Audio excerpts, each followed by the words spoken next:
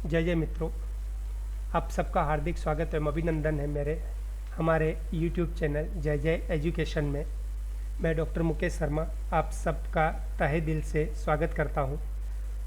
मुझे आशा है कि आपको इससे पूर्व प्राप्त दोनों वीडियो, हिंदी वर्णमाला और संस्कृत वर्णमाला के वीडियो आपको पसंद आए होंगे और आपने उसको शेयर किए होंगे अपने मित्रों के साथ, सब्सक्राइब भी किए होंगे। निश्चित रूप से मेरा, आपका और हम सबका एक ही लक्ष्य है कि उस प्रतियोगी परीक्षाओं को पास कर लेना जिसमें हम लोग बैठने वाले हैं। मैं आप सबको एक जानकारी और देना चाहता हूँ।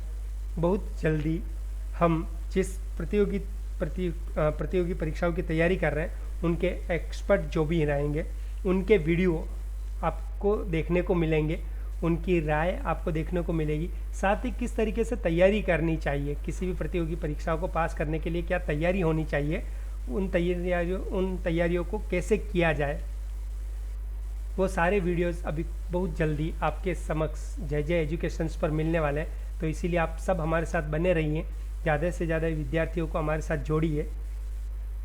तो आज का जो प्रकरण है वो है संधि प्रकरण।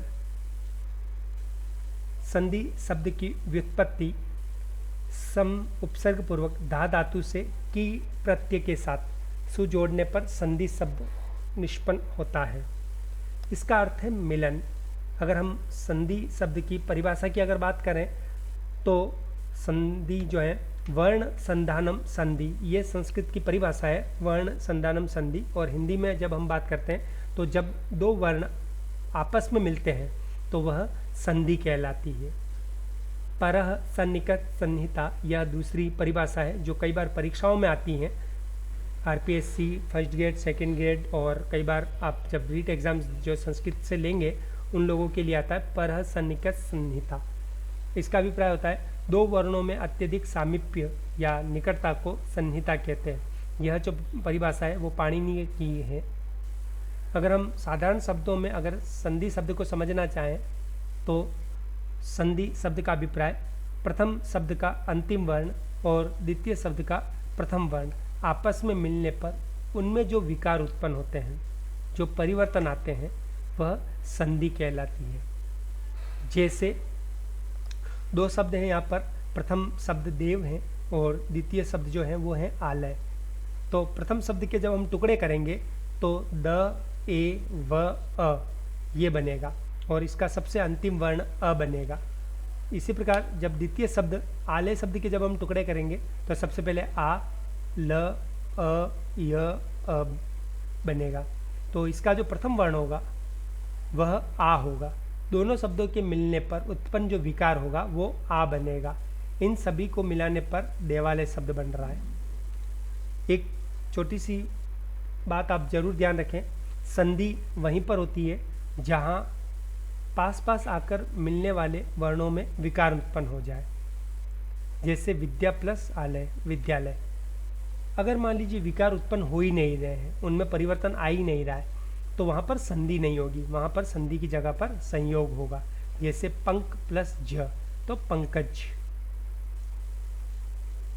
संधि के 4 नियम हैं कि संधि कब होनी चाहिए।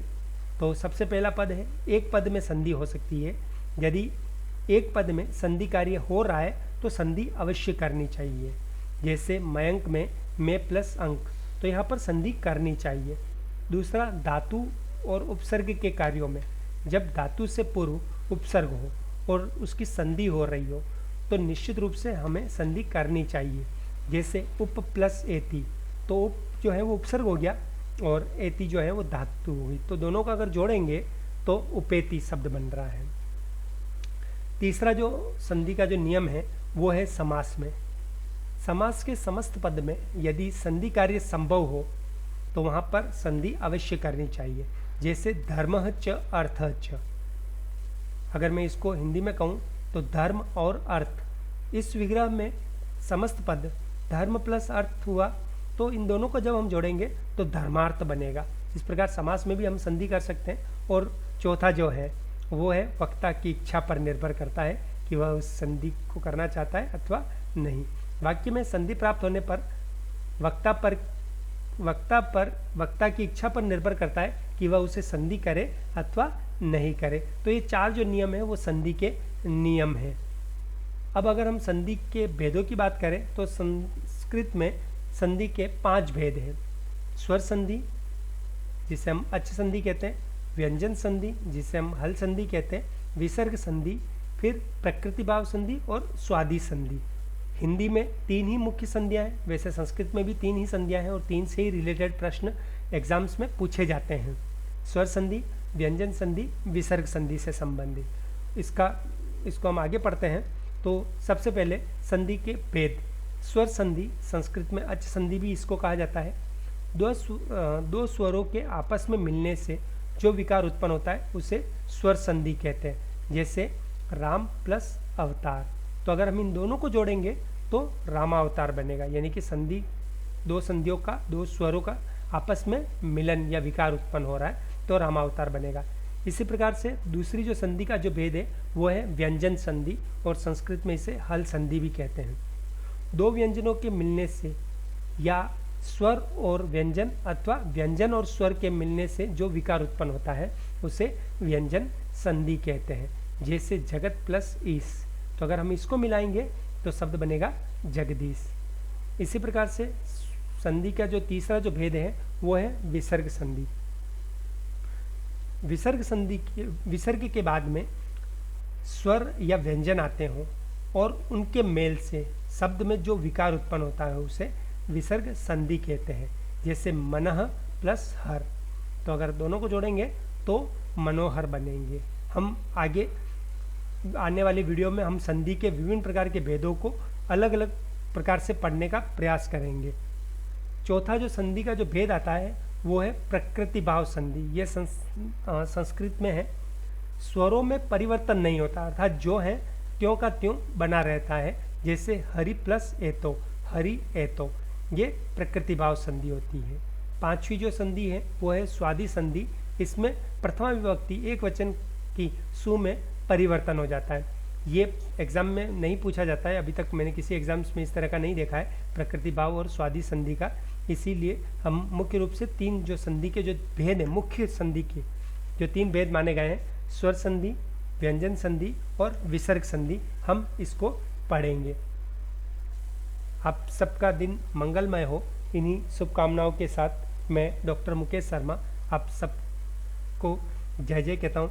आने वाले वीडियो में हम लोग संधि के विभिन्न प्रकार के भेदों को पढ़ेंगे। साथ ही आने वाले समय में हम लोग इस तरह का प्रयास कर रहे हैं कि आप विषय विशेषज्ञों के व्यूज़ को विषय विशेषज्ञों की गाइडलाइन में रह करके आप अपना अध्ययन कर पाएँ। तो इसीलिए आपसे सबसे अनुरोध है, मेरा फिर से अनुरोध रहेगा कि आप हमारे YouTube चैनल जय जय एजुकेशंस को सब्सक्राइब करें, लाइक करें और ज़्यादा से ज़्यादा कमेंट्स करें। Thank you very much.